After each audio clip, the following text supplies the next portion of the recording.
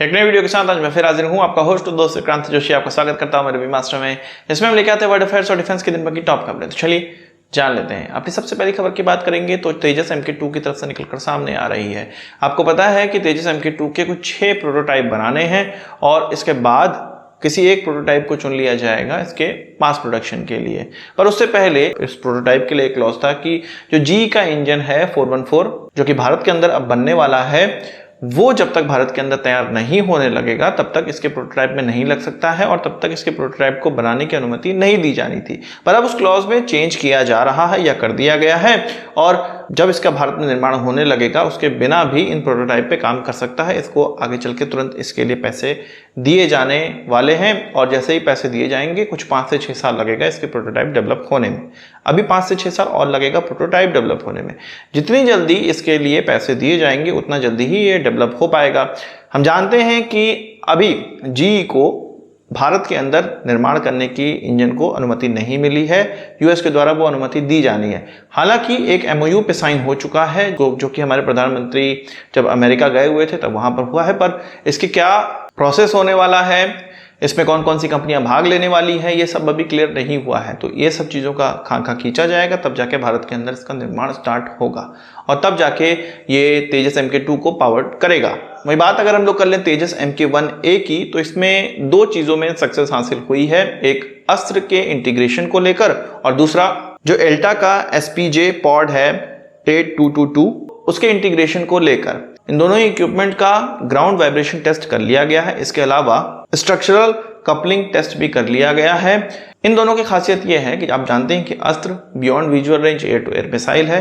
अब इसको तेजस में इंटीग्रेट किया जा रहा है और जो SPJ 8222 मैंने आपको बताया पॉड, वो एक इलेक्ट्रॉनिक वॉरफेयर सूट है जो कि जो दुश्मन का एयरक्राफ्ट का रडार है उसकी जो वेव्स होती हैं उसको ब्लॉक करने के काम आता है, जैसे कि दुश्मन के जो हथियार हैं वो हम पे अटैक नहीं कर सकते हैं या उनका जो निशाना है वो चूक सकता है।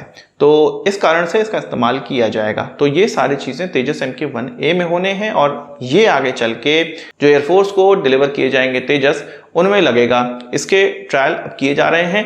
जो अभी करंट का तेजस है उसमें से एक लिमिटेड प्रोडक्शन वाले को उठाकर उसमें सारी चीजें इनकॉर्पोरेट की जा रही हैं। बात करते हैं चीन की। चीन के द्वारा फिलीपींस के साथ एक इतना बुरा बर्ताव किया गया है पर फिलीपींस ने उनका कुछ नहीं किया, बस ये कह दिया कि भाई चीन ने गड़बड़ किया है, गलत किया है।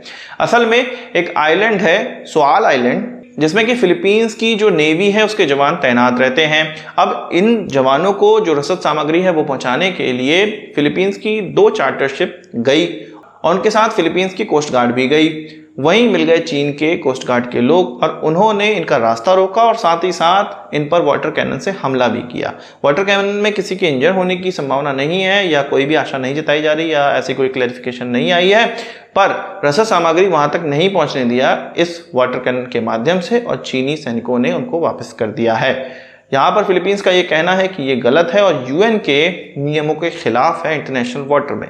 ये पड़ता है साउथ चाइना सी में और आपको पता है कि चीन ये कहता है कि साउथ चाइना सी का हर एक आइलैंड हर जगह उसी की है, जबकि अन्य आसपास के देशों के द्वारा भी इस पर प्रभुत्व जताया जाता है और कुछ आइलैंड उनके पास भी है। पर चीन किसी को भी यहाँ पर गश्ती करने के लिए, आसानी से गश्ती करने के लिए नहीं देता है और परेशान करता रहता है। फिर से चीन ने फिलीपींस के साथ इस तरह से किया है। इससे पहले भी वो कई बार उनका रास्ता रोक चुका है। फिलीपींस करे भी तो करे क्या, चीन से कर्ज उन्होंने लिया हुआ है, लाइन ऑफ क्रेडिट के माध्यम से बहुत कुछ वो लेते हैं। चीन का कुछ वो बिगाड़ भी नहीं सकते हैं। इसके अलावा चीन में कुछ खिलौने देखने को मिले हैं, कुछ मिनिएचर देखने को मिले हैं जो कि गलवान क्लास से रिलेटेड लग रहे हैं। उसमें भारतीय सैनिकों को लाठी से पीटते हुए चीन के सैनिक दिखाए जा रहे हैं और ये वही सैनिक हैं जिनकी मृत्यु की घोषणा या जिसको माना था कि चीन ने कि ये 4-5 लोग हमारे मृत्यु हो गई है वो गलवान क्लास में हुई थी। उन्हीं को यहाँ पर लाठी से मारते हुए भारतीय सैनिकों को दिखाया जा रहा है और भी गलवान क्लास के काफ़ी मिनिएचर निकल कर आए हैं जिसमें कि चीन का अपर हैंड देखने को मिलता है। तो चीन किस प्रकार से बहुत सूक्ष्म लेवल पे अपनी मार्केटिंग कर रहा है, साथ ही साथ अपना प्रभुत्व दिखा रहा है, परसेप्शन की लड़ाई लड़ रहा है। पर यहाँ पर जब मैं आपको अपने मर्चेंडाइज के बारे में बताता हूँ तो आप घरियाने लगते हैं कमेंट बॉक्स में। वैसे जिनको मर्चेंडाइज हमारी अच्छी लग रही है उन्होंने उनको बुक भी कर लिया है और उनकी डिलीवरी भी स्टार्ट कर दी गई है, यानी कि डिस्पैच स्टार्ट कर दिया गया है और कल परसों तक सभी के डिस्पैच कर दिए जाएंगे। आपको भी इंटरेस्ट है तो आप खरीद सकते हैं, व्हाट्सएप पे पूछिए कैसे खरीदना है। वही बात कर लेते हैं इंडियन एयरफोर्स की। तो इंडियन एयरफोर्स के अधिकारियों का ये कहना है कि वो हमेशा 100% AMCA का सपोर्ट करते हैं और ऐसा कोई भी 5th जनरेशन एयरक्राफ्ट भारत के अंदर नहीं आएगा AMCA के अलावा। मतलब उनका ये कहना है कि AMCA ही वो 5th जनरेशन एयरक्राफ्ट होगा जो कि इंडियन एयरफोर्स में इंडक्ट होगा, बाहर से कोई भी नहीं खरीदा जाएगा। इधर बीच ये खबर उड़ाई जा रही थी या उड़ रही थी कि पाकिस्तान ने जिस तरह से कान को मतलब टर्की के 5th जनरेशन एयरक्राफ्ट के प्रोग्राम को ज्वाइन कर लिया है और अगर पाकिस्तान को ये एयरक्राफ्ट मिलने भी लगते हैं, डिलीवरी मिलने लगती है, तो भारत F-35 की तरफ जाने लगेगा। पर एयरफोर्स अधिकारियों के बयान से तो ये लग रहा है कि इस तरह की कोई भी चीज नहीं होनी है, आएगा तो AMCA ही। पर AMCA को बनने में भी काफी समय लग सकता है क्योंकि इसके लिए तो पैसे भी नहीं दिए गए हैं और हमें पता है कि 5th जनरेशन एयरक्राफ्ट को मेंटेन करना, उसकी टेक्नोलॉजी मेंटेन करना कितना महंगा सौदा है और अगर ये विदेश से खरीद लिया जाएगा तो बहुमूल्य धनराशि इसके लाइफ टाइम तक बाहर जाती ही रहेगी।